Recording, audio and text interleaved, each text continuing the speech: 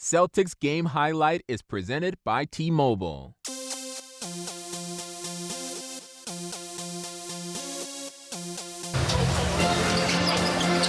Gets it back. Tatum's going to take it. Make it. Oh, yeah. Answer from Brown. Oh, it's huge. Tatum off the bounce and the spin. Counted the foul. In the playoffs, after that 21-point comeback, we made some adjustments. Oh, 2 in a row for Pritchard. There you go, Peyton Pritchard. Randall leaves it. Walker buries a three. Walker with the miss. Looking around, pull up three. Got it. Kemba Walker coming back to the TD Garden. Walker makes a three. 5.5 to go third. Smart baseline, keeps it alive. Bounce pass, Tatum gives it up. And Williams throws it down. Hesitates, takes it to the basket. Crowd goes by, kicks it outside. Richardson for three. Gets it back. Oh, Richardson. There you go. He is having a night, Richardson.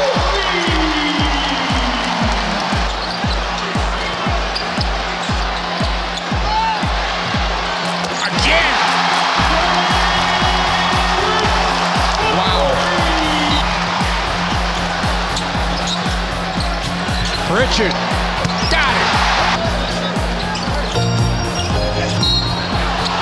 Count it and a foul.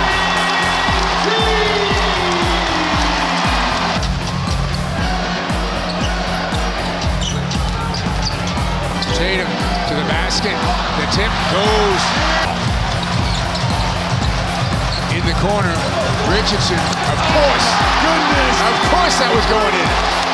Nothing but the bottom of the net.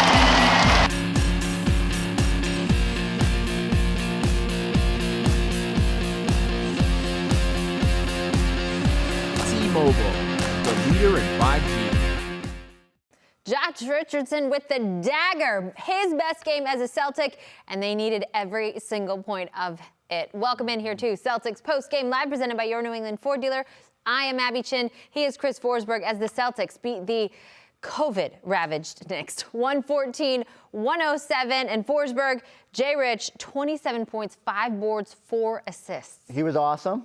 I'd feel a lot better about this game if the third quarter didn't happen. We're going to block that out. I don't know if we never need to happened. talk about that. Go full Matrix. Don't remember it. All right. So look, the Celtics needed every bit of it. I like that they found a way that they didn't come completely unglued. They found a way to rebound there in the fourth quarter. Rich coming up huge for this team. He's been a revelation at times this season. So there are positives you can pluck, but warn you guys going into this one. Evan Fournier, Kemba Walker were super motivated. The Celtics got a little lucky that they got a little bit of run out of gas and Kemba fouled out there at the end. But you had to work a little bit harder than you probably had to, should have had to, considering your bench play tonight. But a win is a win. Hey, when you're under when you're right around 500, under 500, you need whatever you can get. This win gets them back to 500, and now we have Scal standing by with the player of the game, Josh Richardson. All right, Josh, so I'll get into your performance in a second, but why can't we just go wire to wire and make this thing happen in 48? Phenomenal first half, and then what happened in the third quarter to sort of let go of the rope? I just think we, started the third quarter a little sluggish. We know we got to be better going forward. We've given up leads this season, and it's for no reason, honestly. I think we got to be better, but I'm glad we came out with a win. But, I would like to put 48 together here pretty soon. Now, tell me about your performance. What's your mindset coming off the bench? Bring energy first. I start everything on defense, but, I've been getting more comfortable in my role and, facilitating, attacking, shooting, and it's been good, being able to get back to, handling, moving, and, call some plays out. So I've been good in my role. I've been enjoying it. Yeah, talk to me a little bit about that. The last couple of years, it didn't seem like you had that mid-range game or the layup. I don't know if it was the teams you were on, but I remember you in Miami doing that all the time. Yeah. How's it feel now to get back to, playing your game? Yeah, it's been good. And, You know, I love my guys in Dallas. I love my guys in Philly, but you know, it's just different in different situations, and everybody, you know, doesn't fit everywhere. But you know, I'm grateful for my chance here, and I'm trying to, you know, repay, you know, Brad, Ime, all those guys back by, you know, giving them my everything every night. When you're a guy coming off the bench providing that spark, how do you find your moments playing off of guys like Tatum and Brown? You know, I know they're going to create, they're going to go, and I just got to be ready. But, you know, when I'm handling, you know, I know JT likes to come off those pin downs early and get into his move at the free throw line. I know JB likes to, you know, catch it on a run and attack. So, you know, just being able to know, you know, what your teammates like to do has been good. And one more from me. When you guys are shorthanded like this, do you take Pritchard and yourself and say, hey, we got to do more off the bench because we're going to need some scoring? Yeah, I was in Peyton and Aaron's ear, you know, all day today, telling them, you know, be confident. My speech before the game was don't second guess anything, be confident. And I think those guys did that today. And I think today was a good step for them. All right, thanks, Josh. Thank you.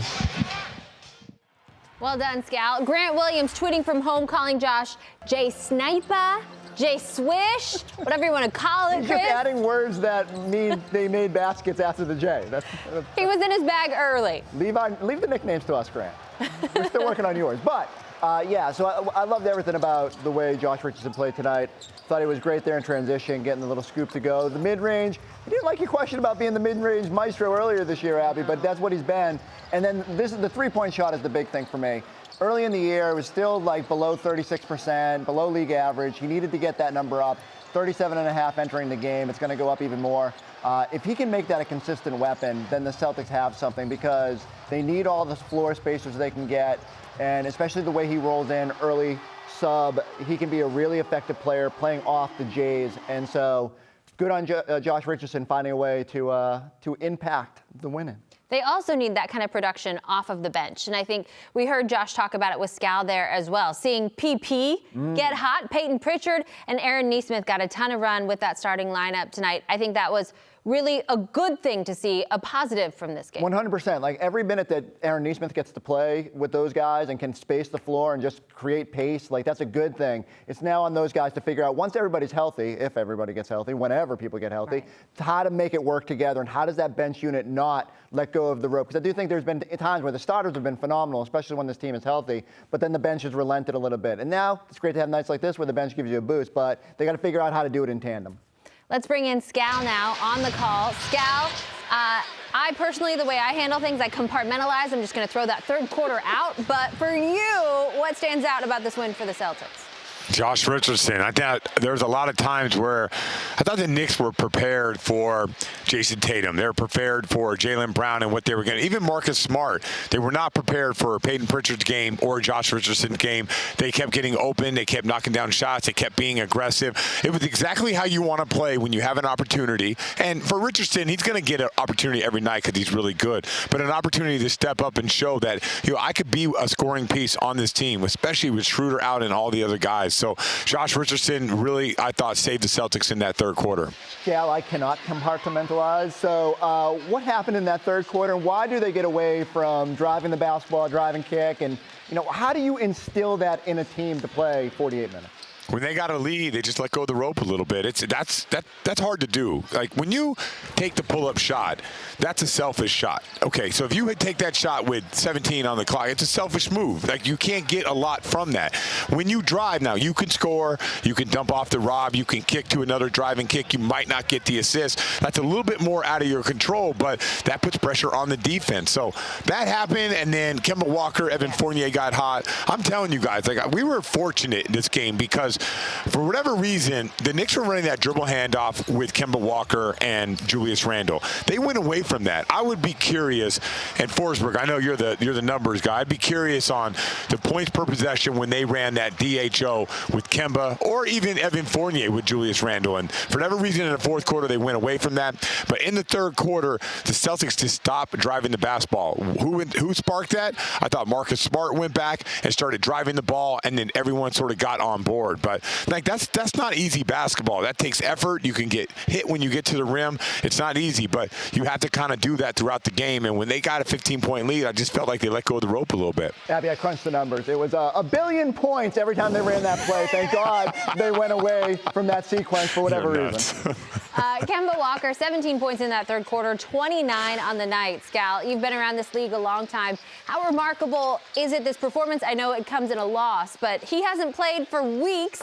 I mean, the first time he's thrust into the starting lineup and to get a little revenge against two teams in the same game. Yeah, he was looking at his coach, right? He's mad at them. He's mad at the Celtics.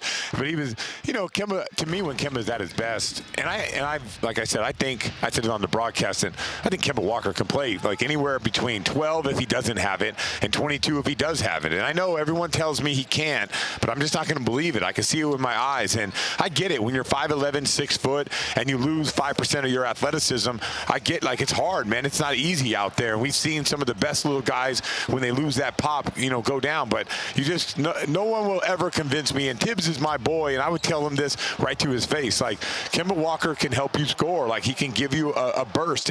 Even if you just want to play him in the second half and just say, Kemba, get warmed up. I need you, and I need you playing at 100%. And we've seen it here. He sat out back-to-backs last year. We've seen it when Kemba is healthy and he's getting those shoulders down and he's finishing at the rim. The guy's tough. It's just, can he stay healthy? And he's not a 30-minute a game in the NBA guy anymore.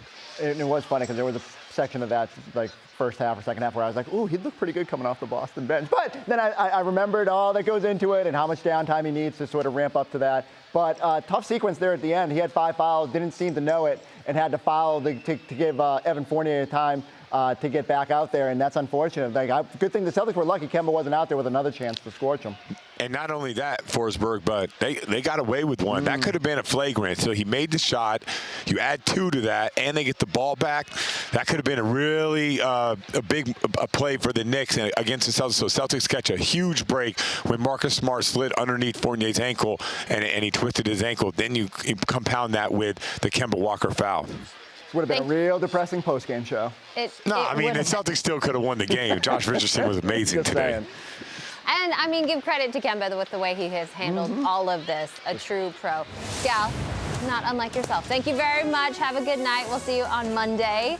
Celtics, as we said, get the win, 114-107. Check out the bench points there, Forsberg. That first bullet, 47-3.